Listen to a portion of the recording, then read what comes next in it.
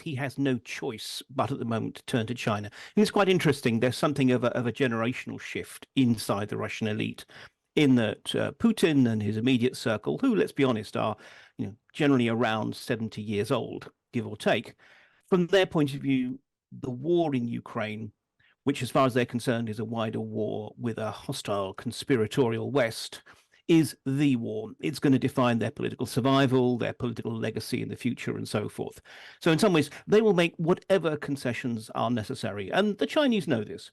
And frankly, the Chinese have been pretty unhelpful allies in this respect. I mean, the Chinese banks are withdrawing from Russia to avoid getting caught by secondary sanctions. The Chinese are not providing weapons directly, but only dual-use technologies, that kind of thing. But from Putin's point of view, so what? Everything is about the West.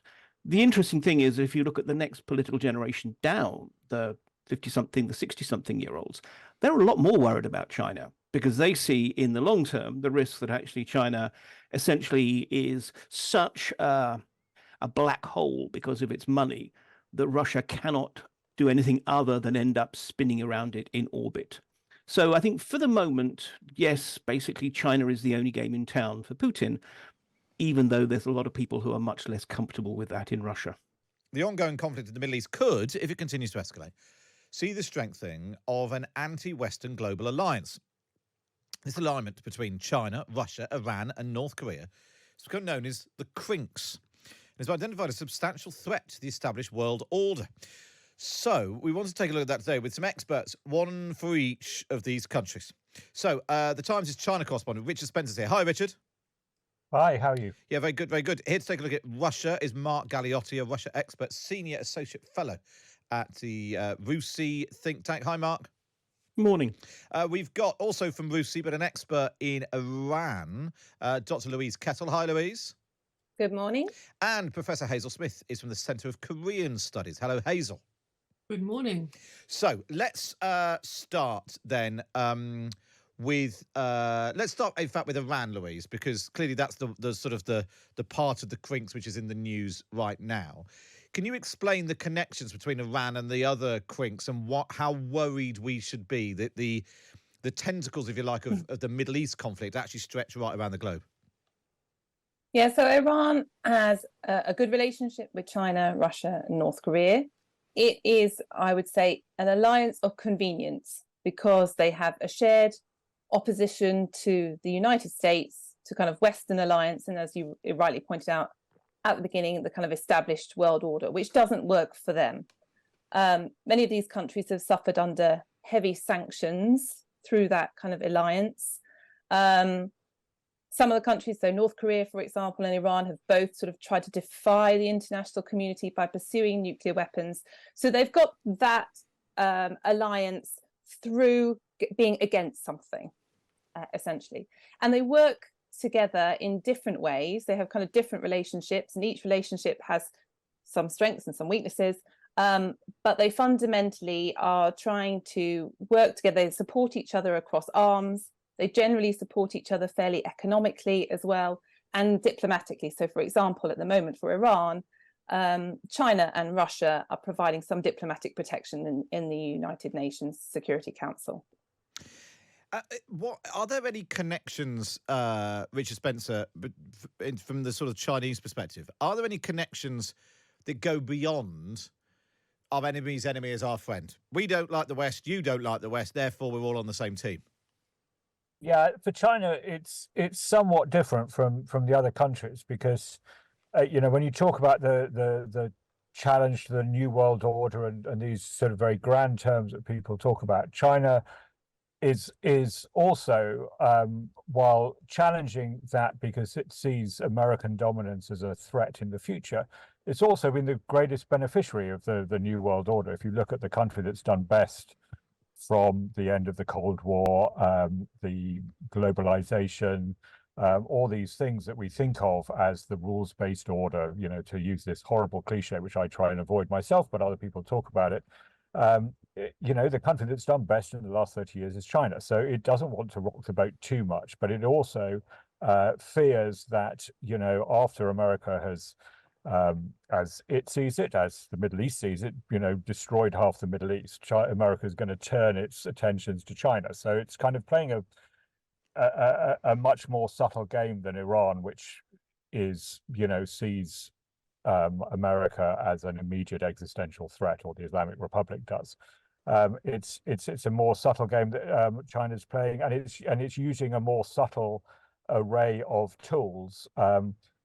Which are not just pragmatic. There is a principle of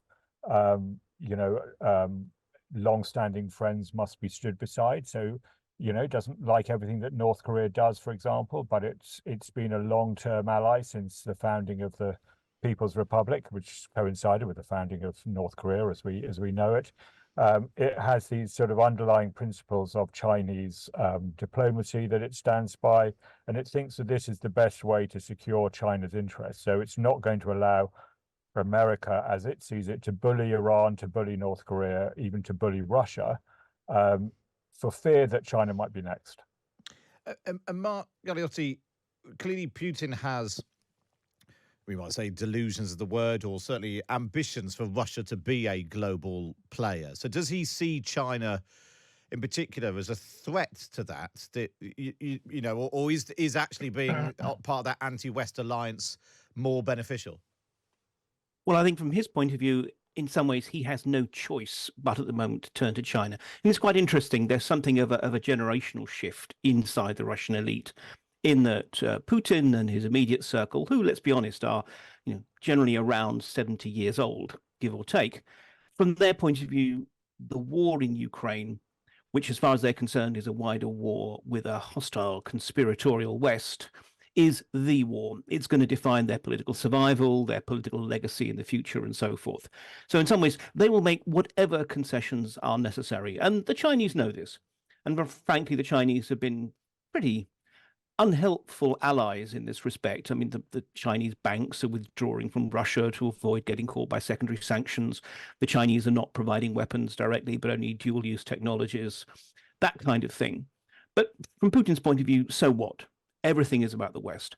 The interesting thing is, if you look at the next political generation down, the 50-something, the 60-something-year-olds, they're a lot more worried about China, because they see in the long term the risk that actually China essentially is such a black hole because of its money that Russia cannot do anything other than end up spinning around it in orbit. So I think for the moment, yes, basically China is the only game in town for Putin, even though there's a lot of people who are much less comfortable with that in Russia. And then North Korea's place in all this, Hazel, clearly shares the anti-Western sentiment, but isn't a player in quite the same way?